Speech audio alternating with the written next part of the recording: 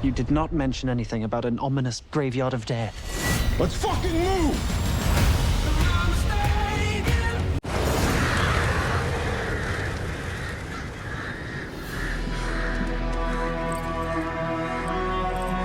Greetings, Temple Legends. Your favorite mentor, Arhon Okvals here. Welcome to my last video of the first Temple semester. Come on, you didn't think I'd ever leave you. The Temple stays open, and I ain't going nowhere! For the finale of the first Temple semester, the Temple proudly hosts the rightfully titled game of the decade, Witcher 3: The Wild Hunt. I'd like to show you that, yes, it is possible to have an open world game that feels like a handcrafted, rich in stories, smaller game, rather than, our game is great actually, it's space that's brilliant. If you stick to the end of the video, you will either be an audience member who can detect and appreciate a 1,000 fitting miles journey, or a creator who can put some nice, crisp piece of meat on the bones of your story with proper preparation. A fair bit of Temple warning, these lessons sometimes require going into spoiler territory, so if you for some reason have not played The Witcher 3, you might want to come back later when you finish it. So without further ado, let's prepare our potions, oil our blades, and Summon the bitches! As we jump into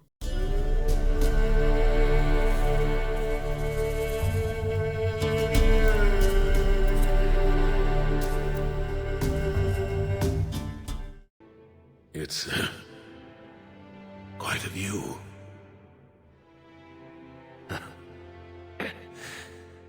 Best seats in the house. Let's start with what should have been the greatest weakness of Witcher 3, but instead turned into one of its greatest strengths: the open world. Now, as a Gothic fan who still denies the existence of Gothic 3 in the present day, you can imagine what my reaction was upon hearing that The Witcher 3 will be an open world game. What have you done? The orcs would have let us live. Now Zardos will send even more of them after. I am happy to say, however, that most of what I feared had not come to pass. Barring some small sacrifices, CD Projekt Red did succeed in keeping the Witcher spirit present in almost all corners of the world. The first tool in their arsenal that helps them achieve this is the same tool used by the creators of Neverwinter Nights 2 and Enderal to bring their open worlds to life. A tool that gives the entire player's journey the feeling of 1,000 fitting miles. Here's a recap in case you forgot the definition. 1,000 fitting miles is when a creator who created a fairly large narrative ensures there is a plethora of different locations spread out throughout the long journey. Apart from being just visually distinct, these locations also offer new insights into the world and story. Finally, the problems of the denizens in these locations are appropriate to the location. In other words, there is no wow side quest effect. Now, that last part is something that CD Projekt Red really focused on. Problems appropriate to the location. Are we talking about a war-torn region filled with misery? Then the appropriate problems Geralt encounters there are flesh-eating ghouls prowling the corpse-filled battlefields of Velen, inhuman entities using the misery of those living on this land to fuel their own power, and broken individuals with heart-wrenchingly complex stories that really make you ponder the morality of this world. Are we moving to the capital of the region where the desolation of the war is less apparent? Then our appropriate problems become more human. Or maybe inhuman is the better word. We face the fanatical persecution of all non-humans by the lunatics of the Eternal Flame. We help Triss save her people from the sadistic hands of the witch hunters, and we play a dangerous game of politics between a powerful sorceress, a rebel with a cause, and a madman sovereign. How about when our journey takes us away from the problems of the mainland, to the nearby archipelago called Skellige? Then our appropriate problems are ones where we decide whether tradition or progress shall rule these isolated isles, or braving eerie desolate isles, encountering monsters unseen on the mainland so far, and tying up some loose ends stretching all the way back to the books. Now, as mentioned in the definition, visual distinction is key to implementing the 1,000 fitting miles properly. Enderal and Neverwinter Nights 2 do this job quite well, but Witcher 3 has an extra element to help the visuals: factional presence, or rather a clearer and more visible factional presence. Although not accessible, the large Nilfgaardian camp set-piece does an excellent job of defining this area of Velen as under Nilfgaard's control. Just like the Orc siege ring in the Valley of Mines, the Nilfgaard siege camp shows the threat encroaching on the world. It's not hidden behind some wall of text. A tiny but meaningful addition is that Nilfgaard soldiers sometimes speak in their own tongue, further cementing the idea of a different faction bringing change to the Northern Realms. When crossing the Pontar, the Redanian soldiers quickly let you know who controls the lands beyond and what kind of welcome you'll get there as a Witcher. It's worth mentioning, however, that all these locations in The Witcher 3 contribute even more to the Thousand Fitting Miles because of one huge inspiration for the developers: my beloved Gothic 1 and 2. For example, we see elements of the evolving world from Gothic, with NPCs appearing in new areas that weren't there before, because of the player's actions. This NPC change is visible both in the countryside and in Novigrad after you help the mages escape. The Witcher 3 also uses the Gothic approach to exploration. In simple terms, this means that exploration isn't a useless 360 spin from some tower, followed by meaningless filler rewards. No, if you take the time to explore the varied locations that comprise the 1,000 Fitting Miles of The Witcher 3, just like in Gothic, you will get the stat upgrades, better gear, or truly memorable interactions. And finally, while not as good as those in Gothic 1 and 2, the NPC routines and reactions to the environment, both in the cities and around them, are pretty good. Whether it's reacting to news from the front or changes in the area made by Geralt, they make the diverse locations feel more alive. The most authentic reaction I saw was a villager being exposed to reaction YouTuber content. Heard of the Fryhead Brigade? Please, no more. Another great plus to the immersive feeling of the 1,000 Fitting Miles in Witcher 3 is the city design. Oxenfurt and Novigrad feel far more realistic due to both their scale and also the level of detail, which once again proves quality beats quantity every day. Exploring Novigrad and Oxenfurt felt more of an epic journey than exploring all of Skyrim's 5 house cities. Also, despite being a low fantasy setting, the architecture of the cities is pretty grand. Not Divinity grand, but quite good. So now that we know what the 1,000 Fitting Miles are and how The Witcher 3 implemented them, let's see what lessons we can learn from this great narrative tool. One quick disclaimer before the lessons: I'm not saying that if you want a good story and setting, you need to implement 1,000 Fitting Miles. There are plenty of examples of great stories set in 1 to 2 locations. The 1,000 Fitting Miles are an option for creators who already imagined a large narrative spanning a plethora of locations which they want to be memorable. So the lessons of the 1,000 Fitting Miles from Witcher 3, as in Enderall, begin with asking the right questions. What kind of distinct visual/audio elements can I add to each location? How do I make the problems in this place appropriate to the location? Finally, how do I align these locations with the progression of my story? It also helps to have a rough number of locations in mind before asking these questions. For example, perhaps the different locations of your story have distinct audio and visual elements based on powerful entities residing within said locations. If your character is currently in a war-torn land, the problems that occur there need to be caused by said war. So no collecting 5 bear asses in an active war zone. Finally, if your character's journey shows them gaining immense influence and power, make sure the locations reflect that.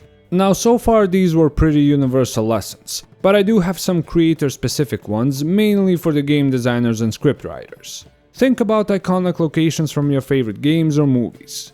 Some of them have soundtracks so memorable that you don't even need to actually see the location to remember it. Here, I'll show you. Listen to these and write down in the comments the locations they are from. Extra praise to the Temple Legends who recognized the last one.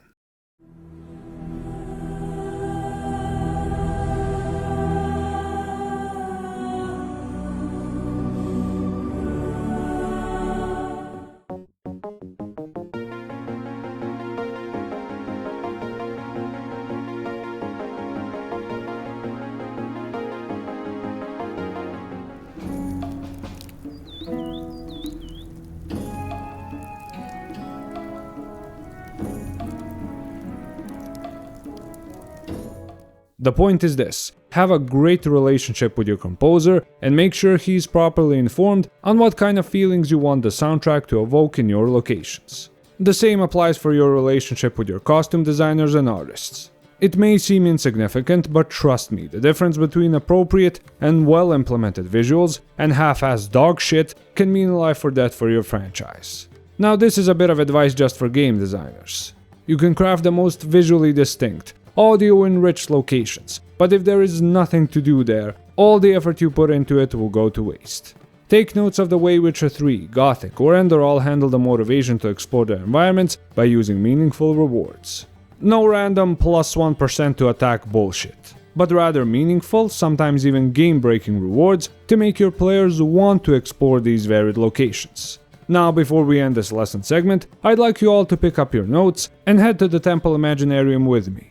Let me show you what it looks and feels like when a game has a well-implemented 1000 fitting miles system. Don't worry, I'll leave a timestamp for all the attention-deficient zoomers in the temple. Pay attention to the projection pedestal and let yourself be lost. Safe.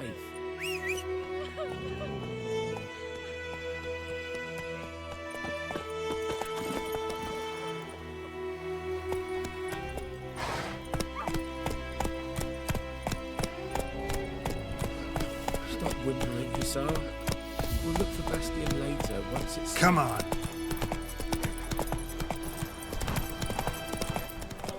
My gran told me about the Smith boy. Lad went missing one day, so Pope Lad a witchman that was hunting nearby. Kings do the fighting. When he started twisting and peasants squirming, do the so dying. wham bam, they knocked his head.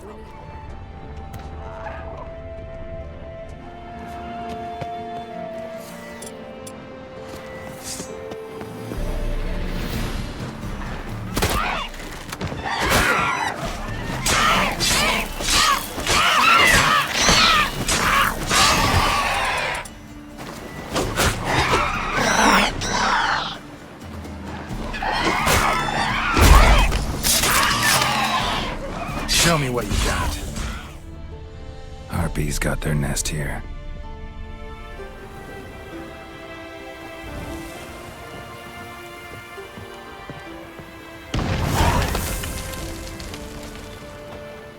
Round here. Careful, you scamp. This is Novigrad, not your back arse village.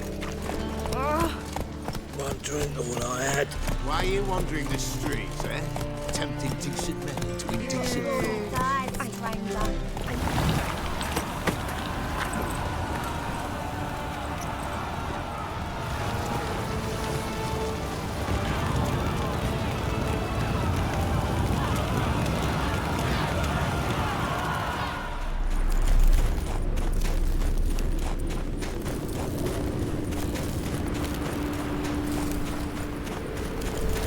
Ciri, what do you think Avlok wants from her? Same as Eridan, I imagine. He will use it to open a gate between the worlds.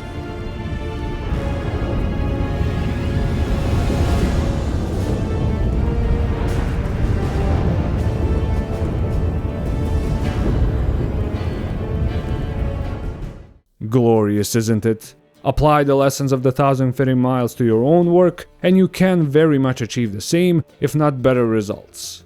So, with those lessons out of the way, let's move on to...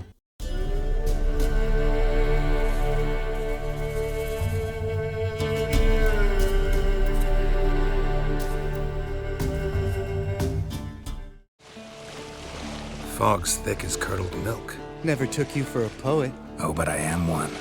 Want to hear a limerick? Sure, Lambert, what a prick. not bad. Now, if you've never played Witcher 3 before, you might think my favorite moments are related to facing the titular wild hunt, or maybe hunting down an uber powerful monster.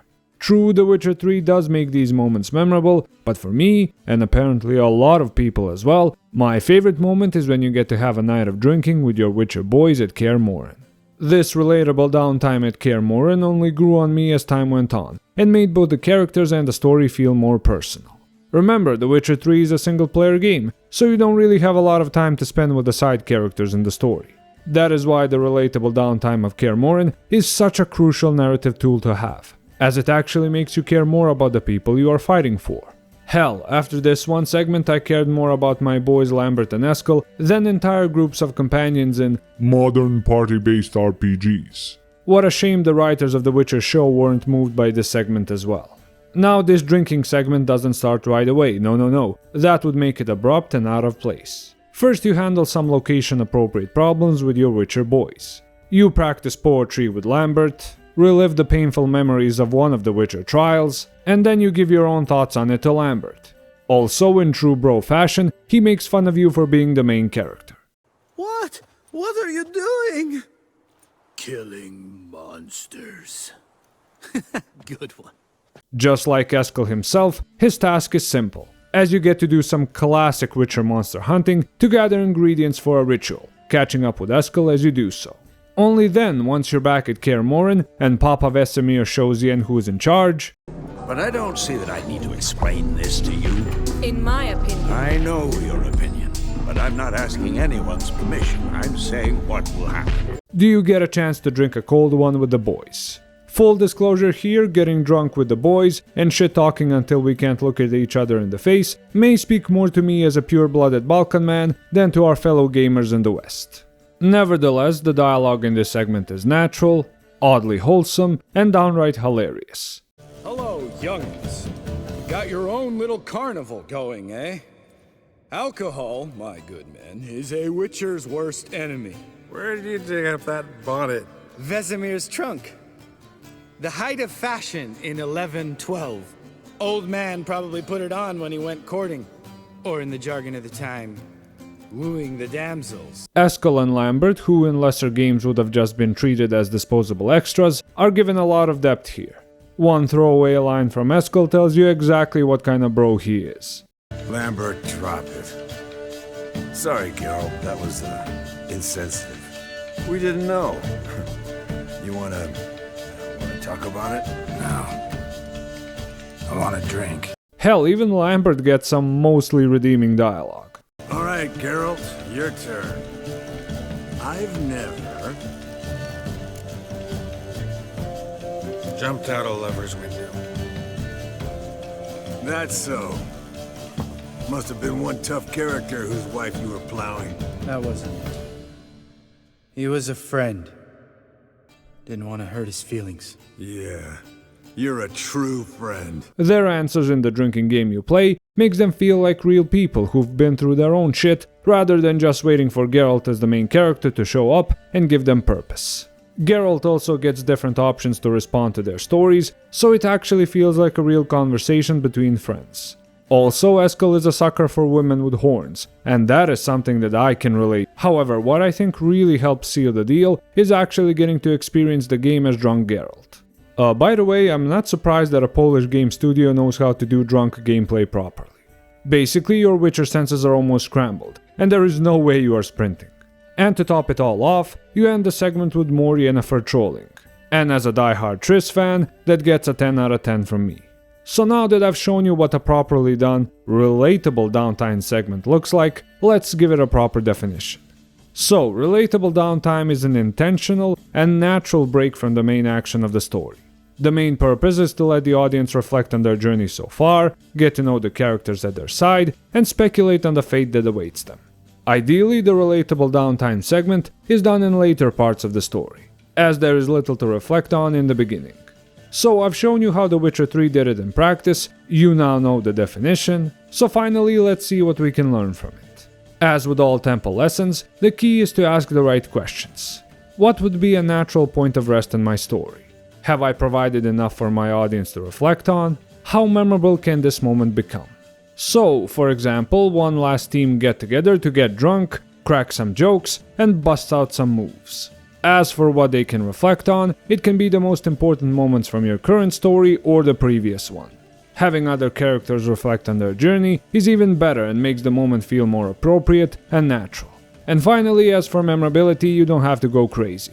1 to 2 iconic memorable quotes will be more than enough if you answer the first 2 questions correctly. Now, as mentioned, timing is key.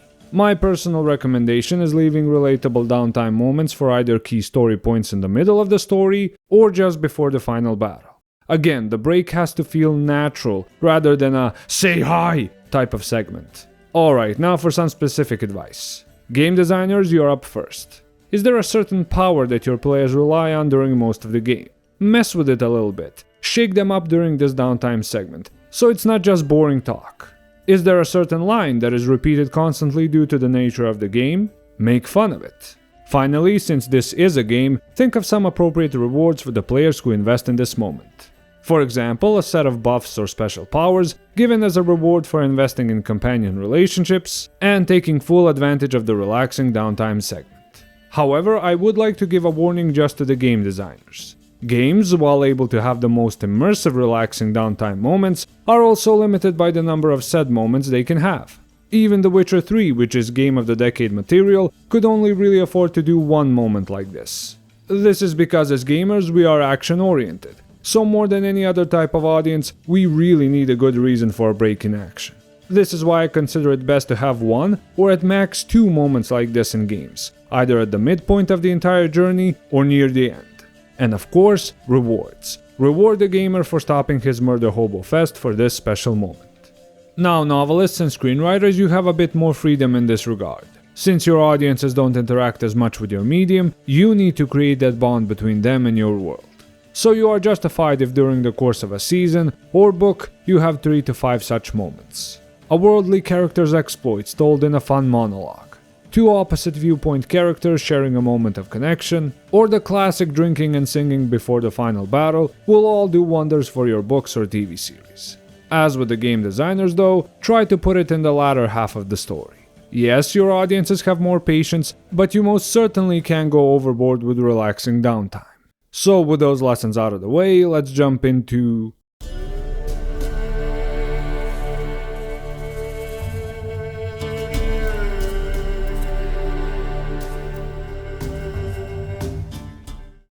Pay attention now.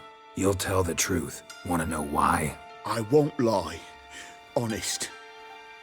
Took me a long time to find you. Wasn't an easy road to travel. I'm angry and tired. Had to kill a lot of people along the way. Some of them tried to cheat me. Some tried to lie. I didn't like it one bit.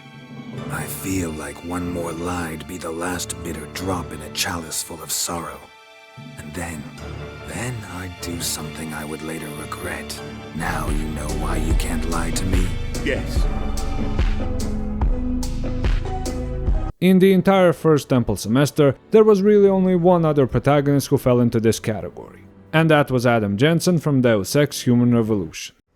Rest in peace, Big Rizzle. Yeah, rip. However, not only does Geralt of fucking Rivia fit into this category, but he is also the superior comfortable protagonist. The answer lies in the, let's call it the subclass of the comfortable protagonist. Geralt falls into the patriarch subclass, or if you prefer, a father protagonist. Unlike Jensen, whose relatability comes from the fact that he was just an ordinary guy who had everything taken from him and is out for revenge, Geralt has not lost that which is most precious to him. Yet. So it is Geralt's instincts as a father trying to save his daughter that helps us relate to him more, and that makes him the comfortable protagonist in whose shoes we can easily jump into. Of course, the amazing voice acting of Doug Cockle also makes that quite easy. Get your mutant witcher ass out of here! Or I'll kill you! go ahead, try. It's also a huge help that, despite his Witcher mutations, Geralt is nowhere near the most powerful being in the world. He regularly crosses paths with people whose power or influence can be the end of him. And despite all that, he presses on for the sake of his daughter. This is the kind of admirable persistence that everyone, but more so men, can get behind easily. Also, unlike in Fallout 4, where you go from, my wife was shot and my baby boy was stolen, I got a new settlement side quest. Geralt's long journey actually makes far more sense. For one, Ciri is not a helpless babe, but the inheritor of the Elder Blood, the second most powerful force in the universe. Furthermore, Geralt trained her in the Witcher fighting style at Kaer Morhen. Thus, it makes sense that Geralt doesn't react with worry every second he's not with Ciri, because he knows he can trust her to take care of herself. Nevertheless, a father is a father, and of course he sometimes loses his shit when the quest to find Ciri is stalled for some reason. My 2 favorite instances are when he waterboards the Bloody Baron, and of course his interactions with Whoreson Jr. Now, the sign of a well-implemented, comfortable protagonist is how much their feelings align with yours. For example, after dozens of hours of questing, when Geralt says he's angry and tired when a roadblock presents itself, trust me, you will be as well. However, what truly cements Geralt as the ultimate comfortable protagonist comes down to 2 things. 1, the resolution to his quest of finding Ciri and his reaction. 2, his role in the story afterwards. Now, if you tell me that after watching this next scene you still can't relate to the man, especially if you're a parent, I guess you're too much of a Sigma for this temple. Let's go to the Imaginarium again, and join Geralt in his most vulnerable and relatable moment.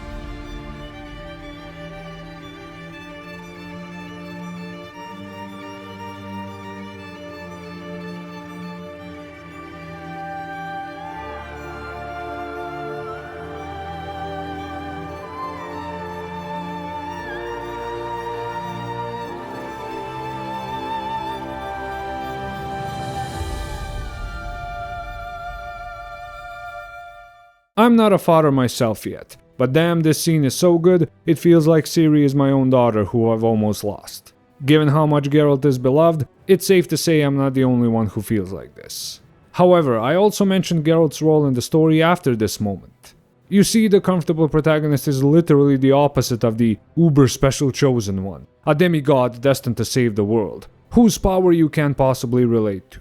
Where an uber special chosen one has to master his powers and face the big bad to save the world, a Comfortable Protagonist does not share this burden, and thus is far more relatable. Unlike a lot of protagonists in gaming, or just storytelling as a whole, Geralt has one of the most unique and relatable ways of saving the world. His role as a savior of the world comes down to one thing: being a good father. Helping his daughter face all demons, letting out the ones boiling within, and trusting her with the fate of everything in the end. That's the type of relatability that hits harder than an entire space fleet. Those were the major pluses to Geralt's relatability, but there are minor ones as well. Despite supposedly being an emotionless mutant, it is incredible how much of an absolute wholesome goof Geralt can be. Whether it's taking part in a play to find a friend, throwing out dad joke level puns, or sharing our hatred of escort quests. Bear! Run, you stupid piece of shit! So, I've shown you what makes Geralt the ultimate comfortable protagonist, in gaming at least. Now let's see how well he fits the definition. The definition is simple. A comfortable protagonist is a character defined by 1 to 2 simple motivations or characteristics that make it easier for the audience to connect with them. They are not the chosen one, the heir to the throne, or the reincarnation of a god. Instead, they are just a normal person trying to exist and live as comfortably as they can in the world of your setting. When the call of adventure or destiny hits them, they have relatable, realistic reactions. So let's see about the first criteria. 1 to 2 simple, relatable motivations and characteristics. Well, Geralt is a relatable, desperate father, motivated to find his daughter by any means necessary. As for relatable characteristics, I think being a cool monster hunter, while at the same time being a dad joke spitting lovable goof, works pretty well for him. His relatable reactions to the call of adventure?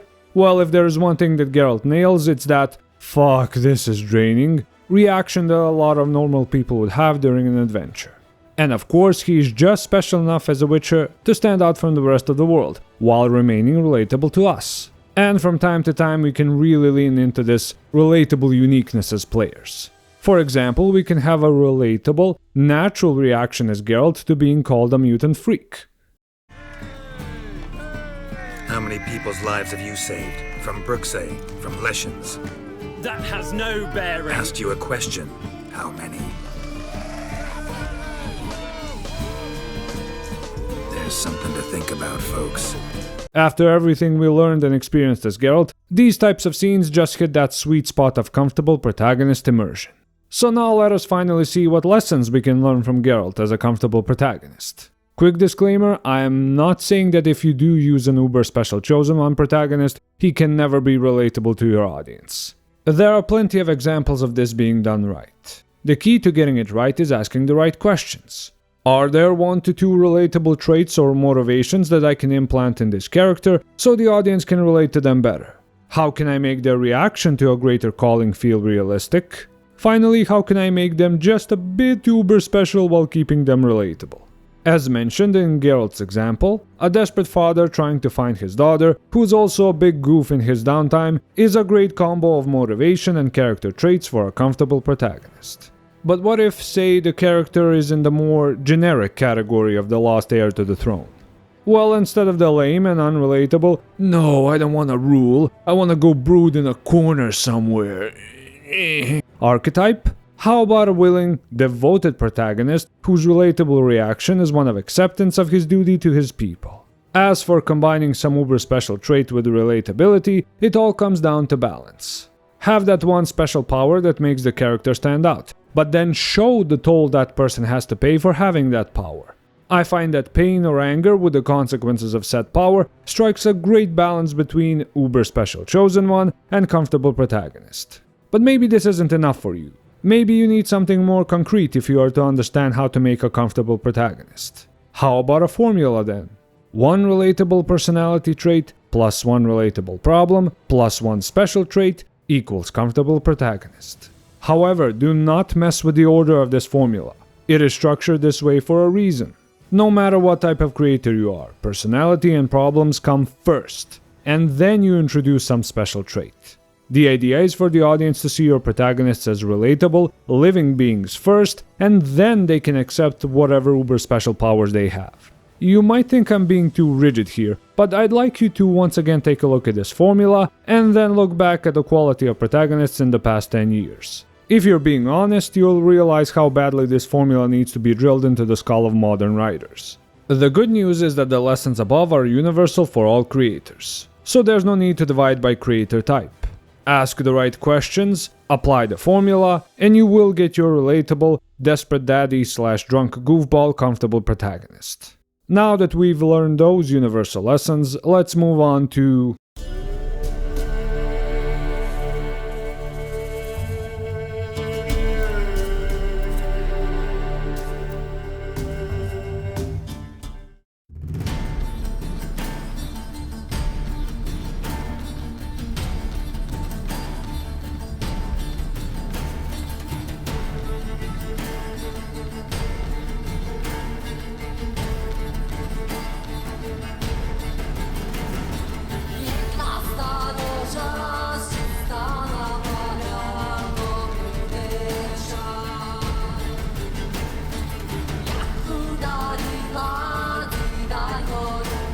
If there were two words to describe modern gaming, they would not be delayed gratification. It seems like the Dragon Age 2, you press a button and something awesome happens mentality has really become the norm these days. Now there is nothing inherently wrong with that, but as with all monopolies, it's good to consider what was lost. For example, proper preparation time before an encounter. That sweet anticipation as you're buffing up your character, reading up on proper strategy, and equipping the proper tools, which gives every encounter that ideal crunch on the outside and the delicious moistness within.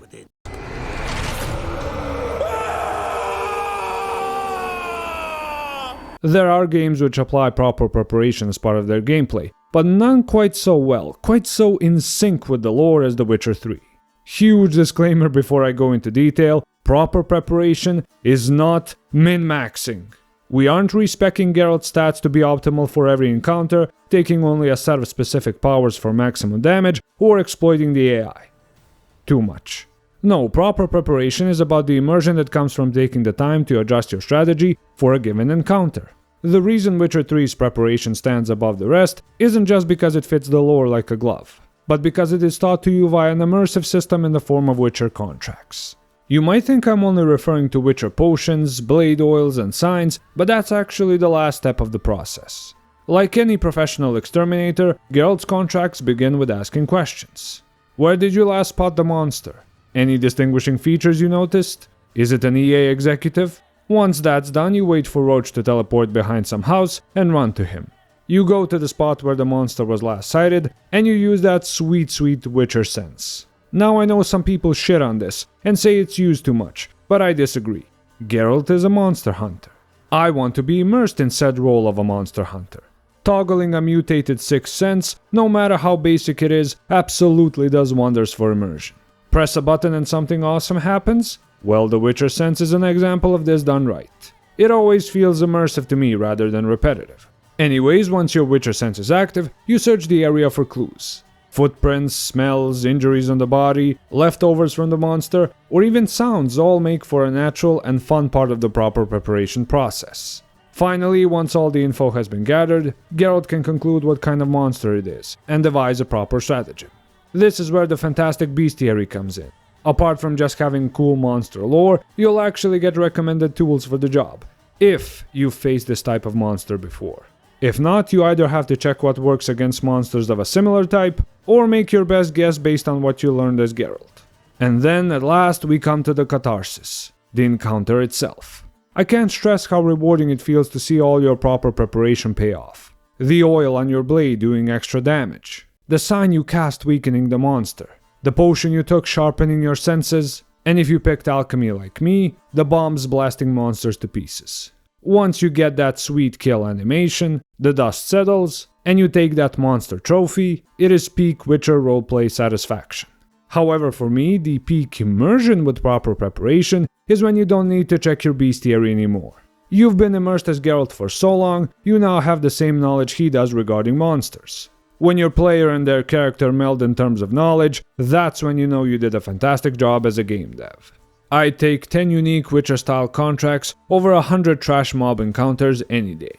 Now, there is nothing wrong with wanting a power fantasy where you just mow down hordes of enemies. However, I personally feel that getting that sweet spot of immersion and memorability by taking cues from The Witcher's proper preparation can only be a plus to your game.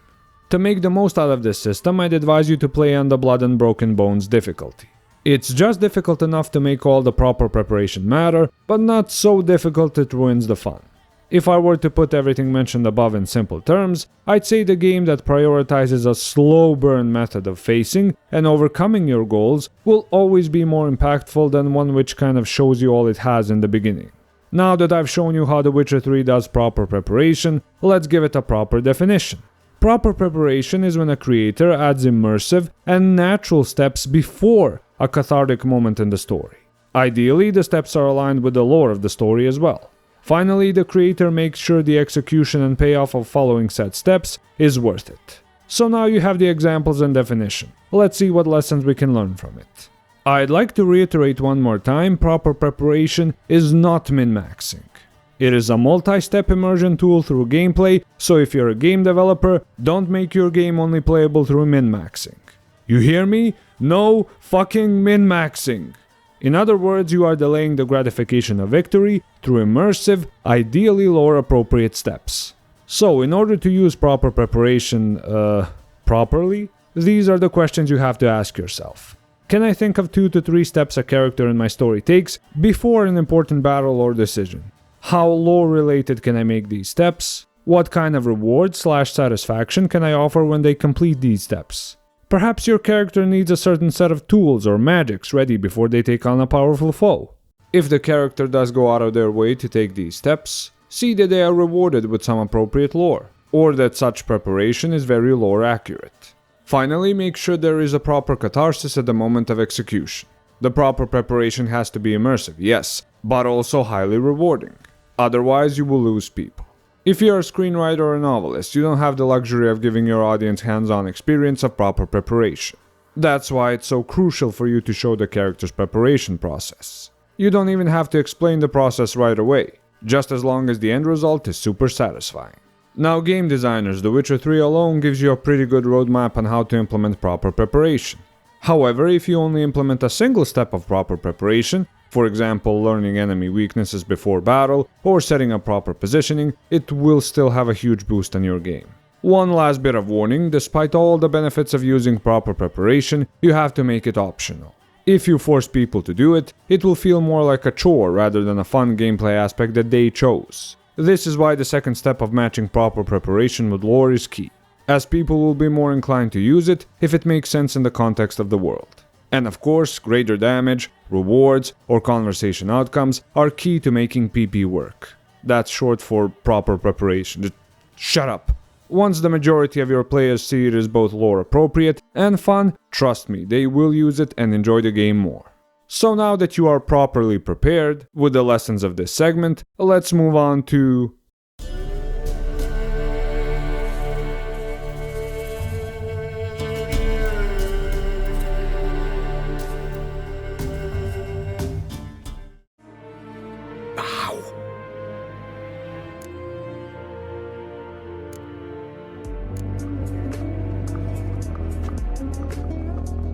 Your Imperial Majesty.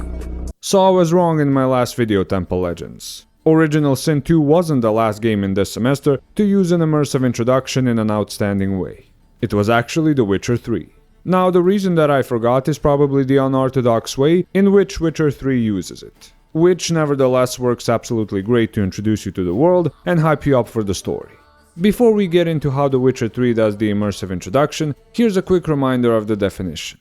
An immersive introduction is when a creator, usually a game designer, immerses you into their world through a natural, appropriate tutorial. The actions taken in this tutorial are appropriate to the situation and story. Finally, when done well, it gets you excited for learning more about both the setting and the rest of the main story.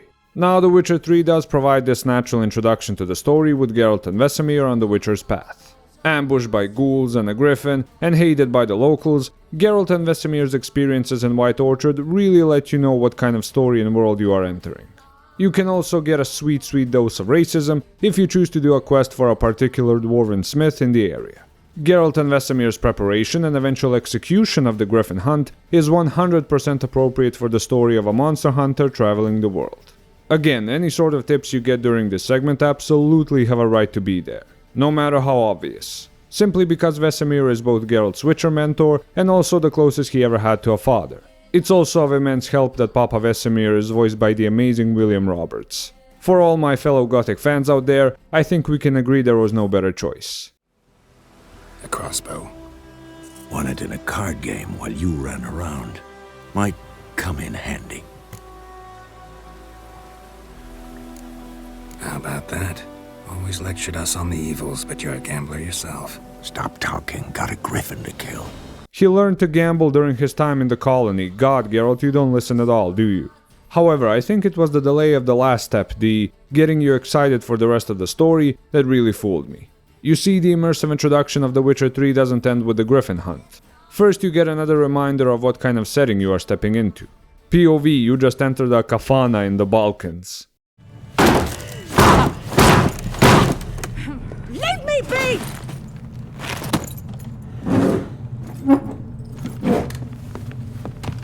Recognize this medallion? You know what it means. Back off. You alright? They say witches steal young'uns. That true? What the Emperor promised you freaks? Your own land? Like he did the elves once? Get out, all of you. We ain't going nowhere. And neither are you. They won't back down now. I can see that.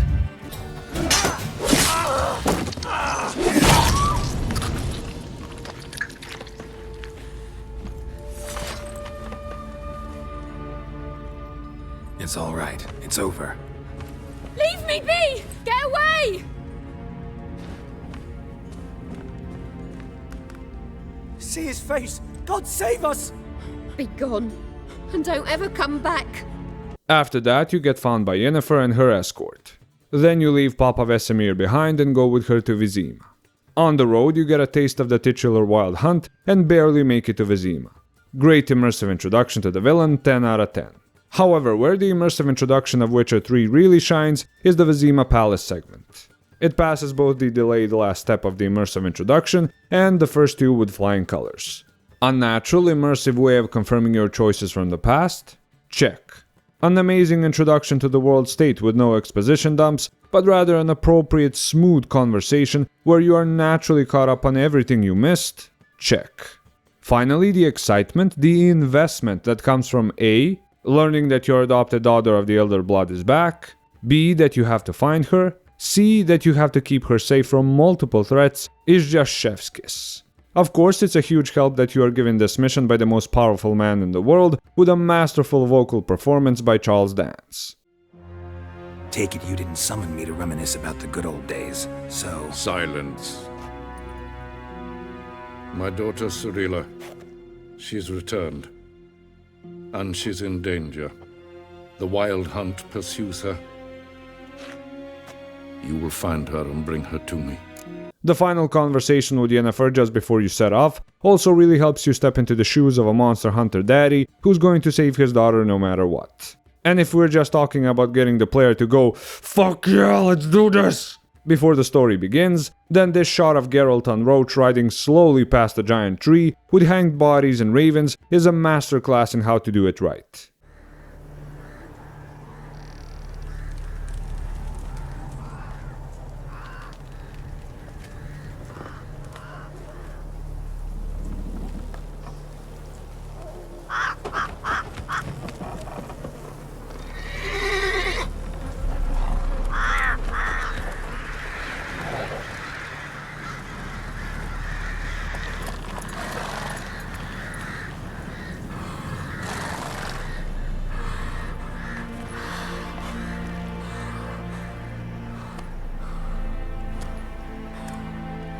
So, let's see what we can learn from the delayed immersive introduction of Witcher 3. Questions. As always, before you even begin to implement an immersive introduction, asking the right questions is key. What natural means of exposition and teaching do I have at my disposal? How can I use these tools in a way appropriate to the setting and story? And finally, how can I use this section to foreshadow key moments later in the story? Has a lot happened before your story has even begun? No problem. Create a natural, smooth conversation segment in which you can get your audience back up to speed ASAP. No wall of text lore dumps, please. Does your character belong to a certain order that plays a crucial part in the story? Make the immersive introduction about a specific mission for that order. All the tools and narrative features are much better introduced in action during a lore-appropriate mission than in some on-the-rails tutorial segment. Is there a threat that's coming for the character later down the line? Give the audience a little bit of a taste, ideally in a way where they barely escape with their lives out of some dangerous situation. I'd like to stress how much the second step is crucial for screenwriters or novelists. You don't have the interactivity advantage that video games provide. So if your introduction is a flaccid, boring info dump, no matter how great the rest of your story is, you will lose many people. However, if your introduction is structured around a mission or an event where the characters are introduced to the world through lore, appropriate action, or just pure experience, you'll stand leagues above your competition. Game designers have it a bit easier in this regard, but nevertheless they can make some huge mistakes. For example, having an NPC talk about controls in-game, or God forbid putting them in a wagon which they can't leave until, hey you're finally awake! The best method to teach a player about your game is to have the introduction feel like a natural part of the game, to the point that it doesn't even feel like a tutorial or introduction. You already have a great example of this in The Witcher 3's Griffin Hunt, and the awesome monster contracts like the Noon Wraith. However, if your story is a bit different, say it's sci-fi, look no further than the Mass Effect 1 introduction. If you take out the expo dump text scroll in the beginning, everything else is an amazing, immersive, and natural sequence of steps that teaches you how to play, sets up the world lore, and foreshadows what is to come. So remember, no matter what kind of creator you are, the difference between audiences giving the rest of your story a chance could very well be in whether you pulled off an immersive introduction or not. With the lessons of the immersive introduction recapped for the final time in this semester, let us jump to an older lesson from the very beginning of this temple journey.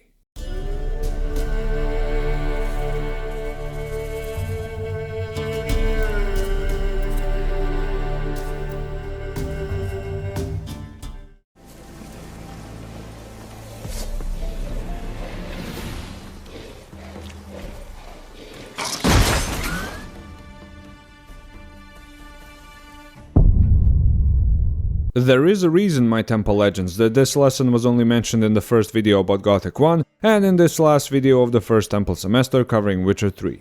The reason being that most games do not know how to do power curves properly.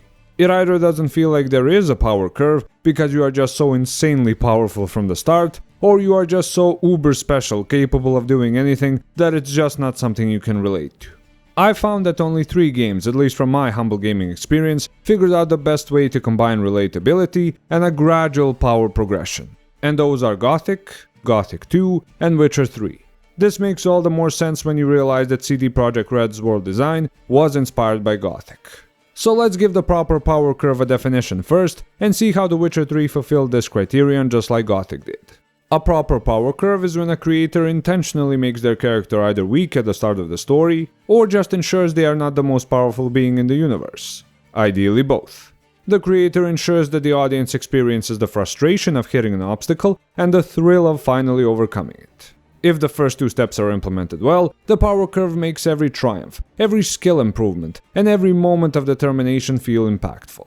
In other words, there is no, oh great, a plus 1% to improving skinning boar asses, great. So how does The Witcher 3 hold up in this regard? Well, for one, Geralt is nowhere near the most powerful being in the universe, not by a long shot. And while I wouldn't call him exactly weak at the start of the game, I would say he is quite underprepared in how many Witcher tools he has at his disposal.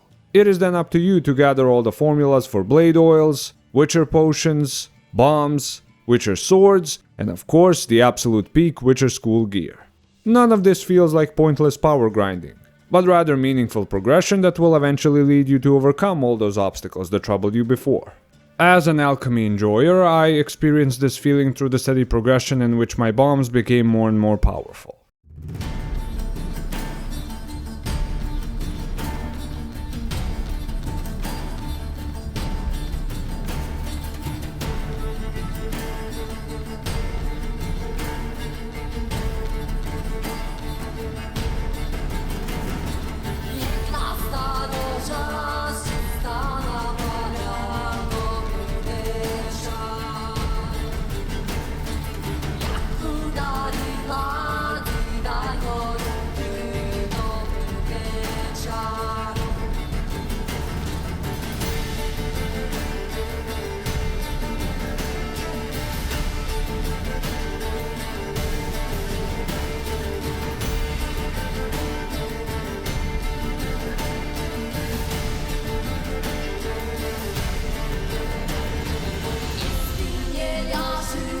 So yes, this naturally leads the audience to experience the feeling of failing to overcome an obstacle, you fucking undead bitch, before they eventually overcome it through proper preparation and tactics. Finally, because the first two steps were implemented well, every victory, every trophy, every new piece of gear you obtain feels earned and that much sweeter. For me personally, the greatest joy comes from the moment you put all your Witcher School gear on for the first time. There is one other thing that helps Witcher 3's power curve stand out as well, and that is the animations that change with the skill increases that naturally happen over the game. Most of these changing animations are noticeable when improving your skill with blades, but even as an alchemy enjoyer, I saw some changes in animation, like for example bombs fracturing after taking a certain talent. This is textbook Gothic style progression where the animation shows your improvement, rather than just being invisible damage numbers in the background. I'm sure this was also part of the inspiration CD Projekt Red got from Gothic. Of course, just like in my Gothic video, I have to go on a small tangent here. Despite Witcher 3 showing your progress in combat visually, through animations, thus making your growth feel more impactful, exactly like in Gothic, a good deal of people still shit on the combat system. They call it floaty, weightless, and repetitive. Just, what the hell is the matter with you? We're a family! If carefully timed strikes, special combo attacks with changing animations, active repositioning on the battlefield, and multi-tool takedown strategies constitute a bad combat system, then what on God's green earth is a good combat system? Is it the press X to win from Assassin's Creed? The mindless hack and slash of God of War? The bash one button to continue the combo of Arkham? Oh yeah, and one thing that Witcher 3 combat does even better than Gothic is add those crisp killing blow animations that are just mwah, chef's kiss. Okay, this is why I have the mentor section. Tell me in the comments what I'm missing here, Witcher 3 combat haters. Help me understand what The Witcher 3's combat does wrong. Until someone helps me understand, I will defend The Witcher 3's combat to the end. Okay, rant over. I'd like to mention that the proper power curve in Witcher 3 also has the added benefit of complementing Geralt as a comfortable protagonist. It's far easier to relate to someone whose early struggles you experience yourself. One last thing I'd like to say is that to get the most of the proper power curve of Witcher 3, play the game on Blood and Broken Bones difficulty.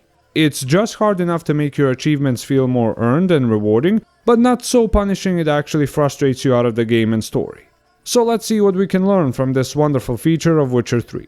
Now this might come as a surprise, especially to modern creators, but your character does not have to be the most powerful being in all of the mortal realms and maybe the universe. If you're making a power fantasy story, or it's a crucial element that binds your entire story together, feel free to ignore this advice. However, if you want your audience to really get invested in your character's journey and their struggles, to share both their saddest and most joyous moments, you must depower them ASAP. I'm not saying make them a pushover, just not the most powerful character in the story. There is a profound, relatable beauty in such limitations. Then, once your audience has had the chance to experience these character low points, that's when you decide to show character progress while still keeping them relatable. A lowly prisoner rising to the top of the food chain in a hostile environment. A desperate father who managed to reach the end of the world for his daughter. A simple engineer surviving until he has a chance to face an eldritch monstrosity. All these great examples rely on a simple principle.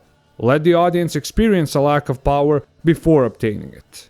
No matter what type of creator you are, intentionally imposing limits at the start of your story, only for the characters to shatter them later with a proper power curve, will make your story far more memorable, relatable, and rewarding to your audience. In order to know if you apply the proper power curve to your story, properly, here are the questions you should ask yourself. Have I given my character a relatable flaw or weakness to eventually overcome? And no, the flaw being, I'm already perfect, I just need to stop limiting myself, is not a good or relatable character flaw. The next question you should ask yourself is, can I use this flaw or limitation to make the moment of overcoming said obstacle feel all the more cathartic? Finally, can I expand this curve for the majority of the story so that every triumph, every moment of character progression feels more earned and rewarding? No matter the medium, a properly implemented power curve can be the difference between immortality and irrelevance. For example, a noble patriarch setting out to stop a force of ultimate evil. Absolutely hitting a wall and failing to do so at first, suffering the consequences of that failure, and then rising up afterwards for a second try, and finally prevailing. Now a last bit of advice for game designers or screenwriters. Since you both have the advantage of visuals and audio, please make use of them. Rather than just telling the audience how much the character has improved, or barfing numbers on the screen, for God's sake, just show it. If it's a movie or TV series, take the time to show a new set of skills or powers a character has rightfully earned. In the case of a game, just one change in animation can make a huge difference. Just a simple change in how a character handles a sword, for example, feels more impactful to me than 1,000 fake skill trees. Or if the improvement is based more on soft skills rather than combat skills, a simple change in the UI to show the improvement is also great. There's no accounting for taste, and a proper power curve may not appeal to all people. However, I will say that the most legendary figures in gaming history are the ones who allowed us to witness their lowest moments first, before their power or influence rose until they finally reached the top. So with that old but reliable lesson out of the way, let's finally get to...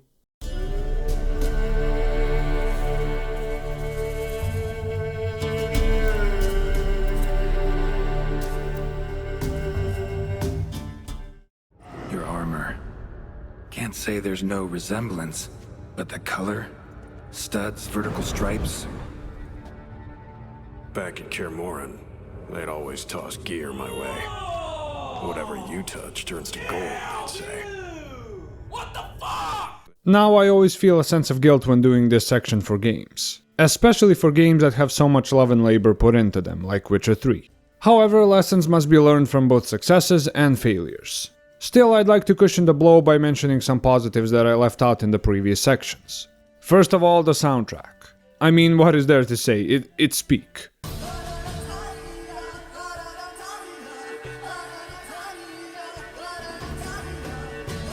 Now, even though this is a single-player game, the supporting cast is just incredible. Doubly so if you read the books like I did. Dandelion with his insane antics and bipolar disorder. Drop your sword, scoundrel! This is your first and last warning. Dandelion!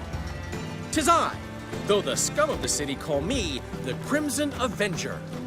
The ugliest man alive and the victim of a curse was the key to finding the young woman. What happened to your voice, buddy? Zoltan being the ultimate bro in drink and battle. Roach and his Temerian partisans. Triss the canon romance option. Your boys Lambert and Eskel sticking with you through the toughest of battles. And of course Papa Vesemir. Papa fucking Vesemir. Recognize this medallion? You know what it means. Back off. I know your opinion, but I'm not asking anyone's permission. I'm saying what will happen. Come now, admit it. Lambert, damn it! Stay with us!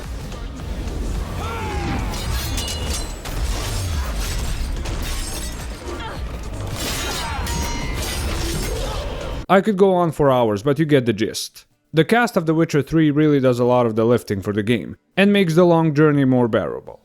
I think that the peak enjoyment of character interactions in Witcher 3 is both the preparation and the Battle of Kaer Morhen itself. Before the battle, you basically go around the world collecting old favors and gathering allies. It kind of reminds me of gathering your crew for the Halls of Irdurath in Gothic 2, which is a huge bonus. I'm also really glad that CD Projekt Red took the time to show the interactions between all the allies you gathered and not just have them stand in a corner somewhere. Without a doubt, my favorite of these interactions is this one. Watch this murderer and you won't be watching the enemy. Why is the Kingslayer so important? Eridan's a king, ain't he? Fuck you both. Once the battle begins, it happens on multiple fronts and from both Geralt and Ciri's perspectives, which is excellent for immersion. Although I'd say it lacks the, stakes and scale of a battle like the Siege of Crossroads Keep, it is nevertheless a rewarding experience that has some of the most emotional moments in the series. Also, the Battle of Kaer Morhen has one of the coolest fight scenes in gaming history.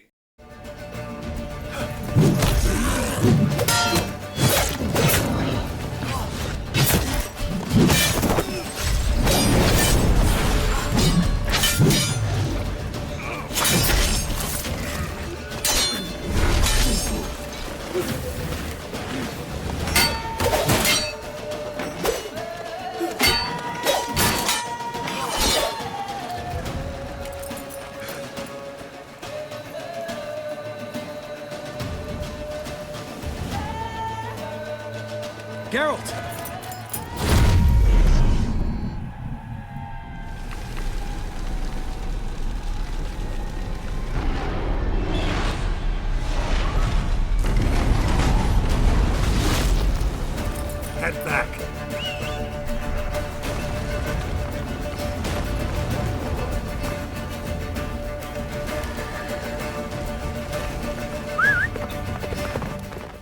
Seriously, if you don't move around the room pretending you're swinging a Witcher sword when watching this, you aren't a true gamer. Finally, since the Wild Hunt doesn't have a lot of screen time, this battle really helps sell them as this otherworldly force of nature, and gives you that extra juice you need to continue the story and take them down. The Wild Hunt attacks Kaer Morhen from this direction here, and this direction here, with the main force making a breach here.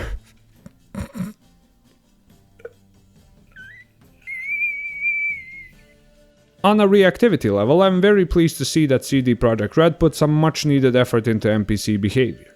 For example, if you completed a quest objective beforehand, the NPCs will react to it. Talk to a couple of Redanian guards and they'll call you a mutated freak. Talk to a couple of Nilfgaardian soldiers and... Is it true? Northern women bathe but once every 3 moons? Holy shit, that is base. Speaking of Nilfgaardians, the Nilfgaard War is a fun, miniature ongoing background event. Not as good as the Obe of Gothic, but still a small plus to overall immersion. Although the Obe is weaker, the impact of Geralt's actions in the world is thankfully not. For example, whenever you clear a settlement of monsters in Velen, you get this nice little cinematic of people returning to live there. This naturally unlocks quality of life features like new merchants or travel points as you play the game. I also like that, at least in certain circumstances, you can just cast Igni and shitbag NPCs, which sometimes leads to surprises I did not expect. Also, considering how this is a game about a monster slayer, it has a surprising amount of awesome non-combat quests. The Crimson Avenger with Dandelion being one of my favorites. Also, anytime a game lifts the veil of the world, even for a short while, it takes a special place in my heart. Avalak's Portal quest, where you go through different worlds, discuss the nature of conflict and reality, and finally end up in the final location of the first Witcher game, is just peak. Speaking of peak, I have to mention how amazing the final set piece of the game is. Are we talking about the consequences of unchecked Elder Blood use by a vile foe such as the Wild Hunt? Awesome, how about we just break the fucking barrier of reality for the final battle and flood the area with monsters while forcing you to go through it? I mean, look at this. What the? That a storm? Geralt, look!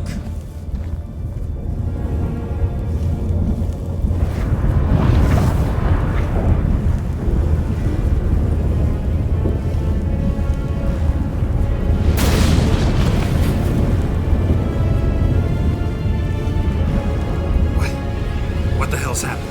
I find it damned hard to believe, but the gate between the worlds is open. We must reach the tower, quickly. Stop Avalak, while this can still be reversed. What are we gonna find there? If the tomes are to be believed, nature's laws will cease to hold. Gravity, time, Undvik, all of it will be turned on its head.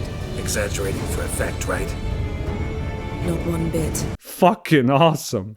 Alright, I know, this is the lesson from failure section, I delayed it long enough. Let's start with the nitpicks first. Jumping controls and fall damage. I don't know who designed this, but I hope CD Projekt Red never lets them near movement mechanics ever again. If you were hoping that you could get immersed into the world, turn off all the quest markers and UI, and just naturally find and complete quest objectives, you'll be disappointed. Barring a few exceptions, I think you need a quest marker and minimap for the majority of the quests in this game. Very much not like Gothic. Although this feels like less of an issue when you are sailing around Skellige, it nevertheless is a persistent problem. Of course, a game of this size also has a few fetch questy tasks that I wasn't really a fan of, but thankfully none are essential. Also, the titular Wild Hunt doesn't really feel like that much of an ominous presence in the story, due to a lack of screen time. I get that maybe CD Projekt Red was hoping to turn them into a force of nature antagonist, so that's why I consider this issue a nitpick. However, it's worth noting that, unless you read all the Witcher books like I did, you won't really give that much of a shit about Eredin and his evil plans. Right, now for the very long elephant in the room. The main story. Now this statement has probably earned me a dislike from every person who loves the main story, and honestly in the past, I would agree. In time, however, I've come to realize, no matter how great the story is, if the pacing is not fine-tuned, that is an issue. Make no mistake, the main story, quality-wise, is fantastic. And if you choose to stick with it, even through the slow parts, the payoff is amazing. However, in the words of one wise hillbilly moonshiner, that's one big if. While it does have a good start, the main story really drags on, especially around the time you're in Novigrad and later Skellige. It does pick up pace later, but the damage here is already done. The stats and the completion rate really speak for themselves. What doesn't help is that there are a lot of dialogue-heavy segments, which gamer nerds who also read the books like me really enjoy, but more casual players find to be a turnoff. Again, I have to reiterate, it's not that the content of these dialogue scenes is bad, far from it. The Uma Trial of Grassa segment is just peak, and always keeps me on edge even though I played it multiple times. However, combined with other long dialogue segments, it does wear down the casual player's patience. Now I hear some of you already screaming, "Fuck the ADHD, addle-brained zoomer casuals who have the attention span of a goldfish." And fair enough, if someone isn't willing to put in the effort into a story, their complaints aren't as valid. Still, I think having peace of mind in knowing you did what you could to make your story as engaging for as long as possible is a good thing. The worst case scenario is when you have a longer, more dialogue-heavy quest chain, and you are forced into making an unsatisfying decision at the end. The Dijkstra quest chain is a prime example of it. And that would be it. Wait, Mentor, that's it? A few nitpicks and a critique of the main story not being paced correctly? Well yeah, it is Game of the Decade for a reason. Before you say, "Oh, so it's just that the main story is too long," I'd like to refer you again to the stats on how many people actually finish the game. Whether we are talking about nitpicks or the main story, there are valuable lessons to be learned in both. Just because CD Projekt Red had the fame of the IP and the money to not be heavily affected by these failures, does not mean another studio or creator will fare as well as them. So let's see what those lessons are. First of all, mind your minor irritations. Whether it's a certain type of movement in games, a tendency to lore dump in novels, or an over-reliance on humor, if you ignore these things, over time they can pile up to be a huge problem. It may seem like a small adjustment, but removing such limitations has a compounding effect that makes the journey through your story smoother. This leads me to the lesson of over-reliance on waypoints to move the story forward. Now yes, this is more noticeable in video games, especially when the UI is overstuffed. However, trust me, it's still noticeable in both books and movies. Trust me, not treating the audience like idiots is the way to go. Have an NPC explain where you need to go without a quest marker. Show something ultra bizarre during your story and don't outright explain it. Will it take people more time to finish your story? Yes, but in that extra time they will debate amongst each other, trying to figure out what the point of the story is. And like we say at the temple, one last time in the first temple semester, debates about the lore and story are the lifeblood of a franchise. Hold on, Mentor. Your main critique of Witcher 3 is that the story takes too long to finish. So how is having more time to finish your story better? Excellent question, Archon Strawman. There is a night and day difference between your story taking longer to finish because the audience, who are 100% immersed into the world, are trying to figure out how to overcome a challenge, and it taking longer to finish because you're doing an escort quest for a fucking goat! Bear! Run, you stupid piece of... On that topic, let's go over the main lessons of this segment. Proper pacing. Your story as a whole can be absolutely great, with hard-hitting moments that bring joy to the heart or tears to the eyes of your audience. However, if you've slowed the pacing to a crawl, with unnecessary side quests, long exposition scenes, or entire chapters of nothing happening, you will lose people. Not all of them, of course, and not enough to ruin your franchise potential, but a significant portion to be sure. So of course, the simplest solution is to cut the unnecessary content to make the story more fluid. However, I am aware that sometimes a creator has scenes they just can't take out, no matter how long. For example, The Witcher 3 has a lot of longer dialogue segments that probably turn some people off, but are crucial to the story. In that case, you can keep the long dialogue scene, but you need some kind of visual tool to prolong engagement as much as possible. The best remedy for this is the tactical dialogue system of Deus Ex Human Revolution and Mankind Divided. To this day, I haven't seen a system in gaming that pulls you into the dialogue the way this system does. Of course, it needs to be adjusted for game genre. The tactical dialogue of Witcher 3 could have been presented through the lens of Geralt's mutations. And yes, tactical dialogue can be used in TV series or movies as well. One strong visual gimmick, and expo dumps feel much smoother. One last thing, and really this is for all creators, be super careful when forcing your characters into a decision. Sometimes it can work wonders for the story. A desperate last-minute decision the character is forced to make for the greater good. However, if you know a certain decision is going to be hugely unsatisfying for a lot of people, just try and find a compromise. Yes, it's extra time. Yes, it can be tedious. But look, you only get one chance to tell your story right, so don't waste it. Trust me, our best of all worlds option is something your audiences will be immensely grateful for. And yeah, I almost forgot. If a certain character, faction, or theme is literally in the title of your story, maybe give them a little bit of extra screen time. Yes, even if you are going with a force of nature antagonist, they still need screen time for the audience to take them seriously. Think of the amazing Dead Trenches segment in Dragon Age Origins, that really gives us an insight into how Blight functions. With those lessons out of the way, let us finally get to the conclusion and see what awaits us in the next semester.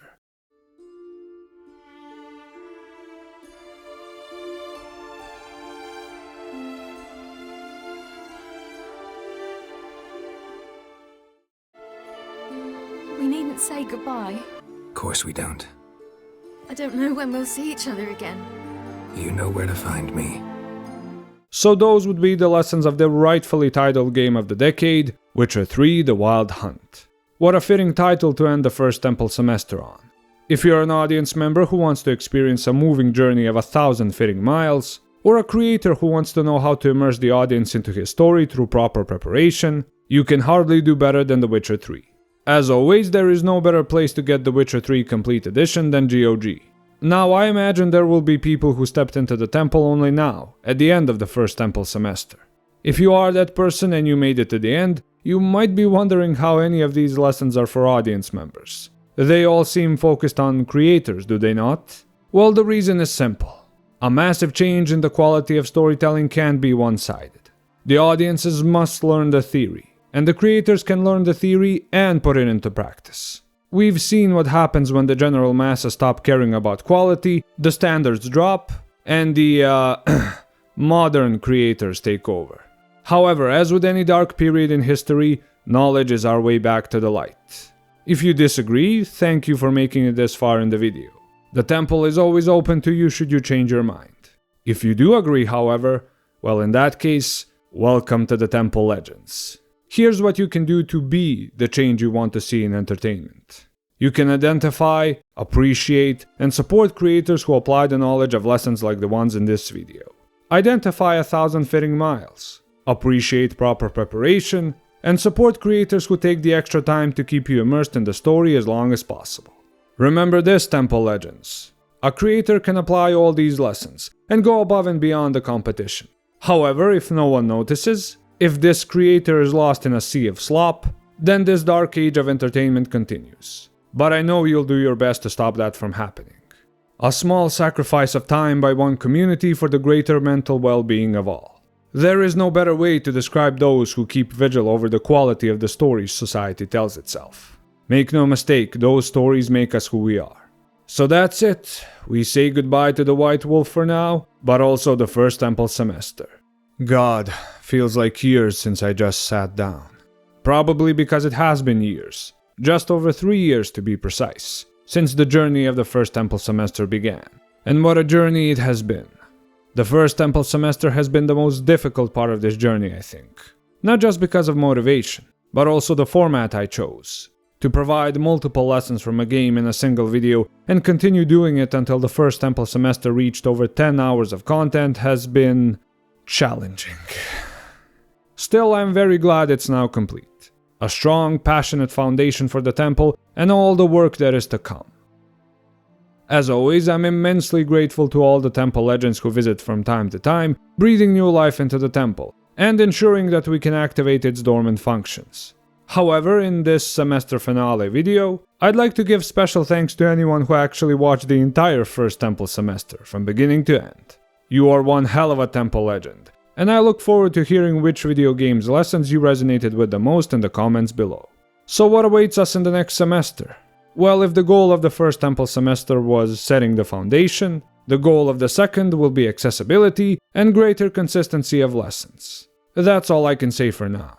Not even the gods know what fate has in store for us, and I'm just beginning to grasp what options are open to me.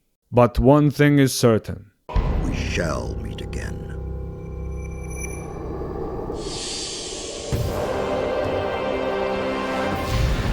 Feel free to like, comment, and subscribe, as it helps with the upkeep of the temple, and helps those who are still climbing find their way here. have a safe path down the mountain, and I'll see you next semester in the temple.